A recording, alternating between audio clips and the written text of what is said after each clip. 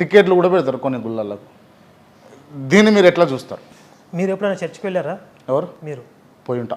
మీరు అంటే రెగ్యులర్గా కాకపోయినా ఎప్పుడన్నా చర్చికి వెళ్తే ప్రేయర్ అయిపోయిన తర్వాత వాళ్ళు ఒక జోలి లాంటి సంచి ఒకటి పట్టుకొచ్చి లేదా ఒక పళ్ళెం ఒకటి పట్టుకొచ్చి మీ మొహం ముందు ఇలా పెడతారు. అట్లా అన్ని చర్చిలలో పెట్టరు, అన్ని చోట్ల పెడతారు. అన్ని అన్ని చోట్ల మీకు ప్రేయర్ అయిపోయిన తర్వాత వాళ్ళు ఒక బొచ్చు పట్టుకొచ్చి మీ మొహం ముందు ఇలా పెడతారు. పక్కన ఉన్నాడు జేబులో 100-500 అయితే తీసేస్తాడు. ఆ పక్కన ఉన్నాడు వేసాడు మనం అయిపోతే బాగోదని చెప్పి మీరు కూడా తప్పకుండా వేయాల్సి వస్తుంది. ఇది జస్ట్ శాంపిలే. మీరు రెగ్యులర్గా వెళ్ళటం మొదలు పెట్టారనుకోండి, మీ దగ్గర మీ ఇన్కంలో 10% వసూలు చేస్తారు. మీ శాలరీ కానీ లేదా మీకు వేరే వేరే రూపాల్లో వచ్చేటటువంటి ఆదాయం కావచ్చు, ఏదైనా కావచ్చు, దానిలో నుంచి 10% వసూలు చేస్తారు. ట్యాక్స్ కట్టాలి మీరు వాళ్ళకి. మీరు ఏ గుడికి వెళ్ళి మీరు ఒక 10%, 5%, 1% అని చెప్పి ట్యాక్స్ కడుతున్నారు. ఇప్పుడు ఏదన్నా ఒక పూజ నిమిత్తం ఇంత రుసుమని పెట్టారనుకోండి, అదేం తప్పనిసరి కాదు, మ్యాండేటరీ కాదు. మీకు అవసరం అనుకుంటే, మీకు కావాలనుకుంటే చేయించుకోండి, లేకపోతే దండం పెట్టుకుని వచ్చేసేయండి. ఇప్పుడు కానుకేసిన వాడికే ప్రసాదం పెడతామని చెప్పి పంతులు ఏమన్నా అంటారా? అన్నారు కదా. అందరికీ తీర్థం ఇస్తారు, అందరికీ ప్రసాదం ఇస్తారు, అందరికీ ఆశీర్వాదం ఇస్తారు, షడ్గోపం పెడతారు. ఎక్కడ దోపిడీ ఉంది? అంటే ఇప్పుడు మీరు అంటే ఈ హిందూ గుళ్ళల్లో టికెట్లు పెట్టచ్చు, టికెట్లు పెట్టి అర్చన టికెట్లు పెట్టచ్చు, ఎంట్రీ టికెట్లు పెట్టచ్చు అని అంటారా? నేనేమంటానంటే హిందూ దేవాలయాల మీద ఆదాయాన్ని జనరేట్ చేయడం తప్పు కాదు, అంటే సక్రమమైన మార్గం. కానీ నేనేమంటా అంటే అట్లా పెట్టడం వల్లనే పేద కుటుంబాలకు చెందిన హిందువులు ఇంకా గుడిమెట్లు ఎక్కలేని పరిస్థితుల్లో ఉన్నారు. ఇప్పుడు దాదాపుగా మీకు అన్ని దేవాలయాల్లో సర్వదర్శనం ఉంటుంది. ఖచ్చితంగా మీరు డబ్బులు పెట్టే వెళ్ళాలి అని రూల్ ఏం లేదు. సర్వదర్శనం అనేది ఒకటి ఎప్పుడు ఆప్షన్ ఉంటుంది. డబ్బులు పెట్టలేని వాళ్ళు క్యూ లైన్లో వెళ్తారు. నేనేంటి ఈ దేవాలయం అభివృద్ధి కోసం కొంత విరాళంగా ఇద్దామని లేదా టికెట్ కొనుక్కుని స్వామిని దర్శనం చేసి తొందరగా నాకు టైం వాల్యూబుల్ అనుకునే వాళ్ళు డబ్బులు పెట్టుకుని వెళ్తారు. ఇప్పుడు ప్రతి దేవాలయం, ఇప్పుడు ఆదాయం ఉన్న దేవాలయాల్లో అన్నదానం జరుగుతుంది, సేవా కార్యక్రమాలు జరుగుతున్నాయి. అంటే ఆ గుడిలో నిత్యం జరిగేటటువంటి పూజా కార్యక్రమాల నిమిత్తం, కైంకర్యాల నిమిత్తం కావచ్చు, అక్కడ జరిగే సేవా కార్యక్రమాల నిమిత్తం కావచ్చు, అక్కడ కొన్ని నిధులు అవసరం అవుతాయి. అలాగే అధిక మొత్తంలో ఆదాయం ఉన్నటువంటి దేవాలయాల్లో అక్కడి నుండి ధర్మ ప్రచారం జరగాలి అనేది మా డిమాండ్. ఇప్పుడు హిందుత్వం నిలబడితే, హిందువులు అనేవాళ్ళు మిగిలితే దేవాలయం సురక్షితంగా ఉంటుంది, దేవాలయానికి కావలసిన నిధులన్నీ అందుతాయి. బయట అందరినీ మత మార్పిడి చేస్తుంటే మీరు దేవాలయాలు ఇక్కడ మడిగట్టు కూర్చుంటే, అంటే ఇక్కడ వచ్చే ఆదాయాన్ని వేరే చోట్ల ఖర్చు పెట్టేస్తుంటే అసలు ఈ టెంపుల్కి వచ్చే భక్తులు ఎవరు మిగులుతారు మీరు కొన్ని తరాల తర్వాత? కాబట్టి భక్తుల ద్వారా ఏదైతే ఆదాయం వస్తుందో దాన్ని హిందుత్వాన్ని నిలబెట్టడానికి, అంటే మనం కరెక్ట్గా ధర్మ ప్రచారం చేయలేకపోవడం వల్ల ఈ మీలాంటి వాళ్ళకి ఏమంటారు? నాకేమనట్లే, నేను మీలాంటి వాళ్ళకన్నా మీకనలే, మాలాంటి వారికి ఇస్తారా, వాళ్ళు సొంతంగా ధర్మ ప్రచారం చేస్తారా అనేది నేననేది ధర్మ ప్రచారానికి వినియోగించాలి. భక్తుల్లో ధార్మికపరమైనటువంటి ఆలోచనలు కలిగించడానికి, ధార్మికపరమైన చైతన్యాన్ని కలిగించడానికి వాటిని వినియోగించాలి. రైట్ అన్న. మీరు చెప్పండి, అంటే ఫక్తు హిందువుగా చెప్పండి.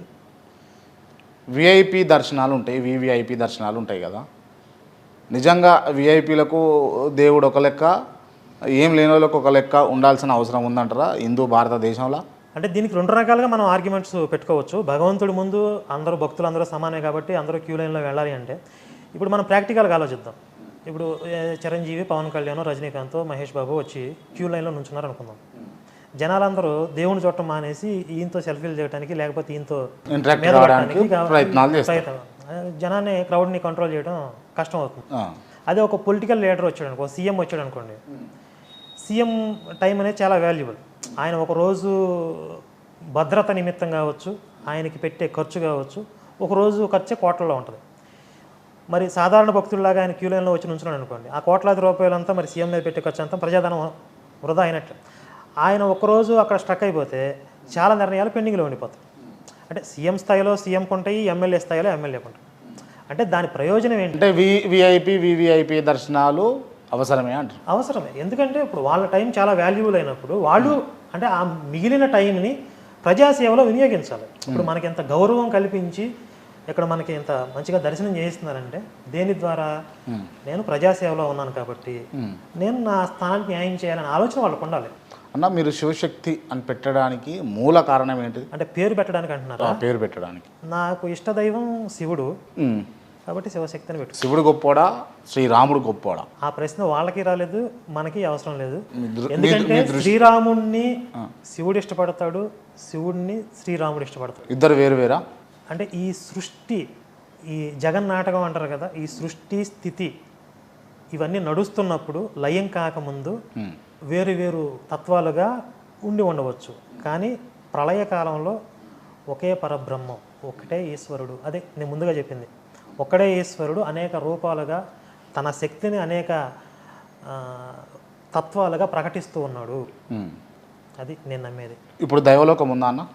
దైవలోకం అంటున్నారా, దేవలోకం అంటున్నారా? దేవలోకం, దైవలోకం. దేవలోకం ఉంటుందనే మన హిందువుల విశ్వాసం కదా. యమలోకం ఉంటుందా? ఉంటుంది. నమ్ముతారా మీరు? నమ్ముతాను. చచ్చిపోయినాక మనుషులు యమలోకానికి పోతారా? పోవచ్చు, పోకపోవచ్చు కూడా. ఓకే. యమలోకంలో నరకం ఉంటుందా? ఉంటుందనే కదా మన శాస్త్రాలు చెప్తున్నాయి. స్వర్గం ఉందా? స్వర్గం కూడా ఉంటుంది. స్వర్గంలో ఏముంటుంది, నరకంలో ఏముంటుంది, మీరేమనుకుంటారు?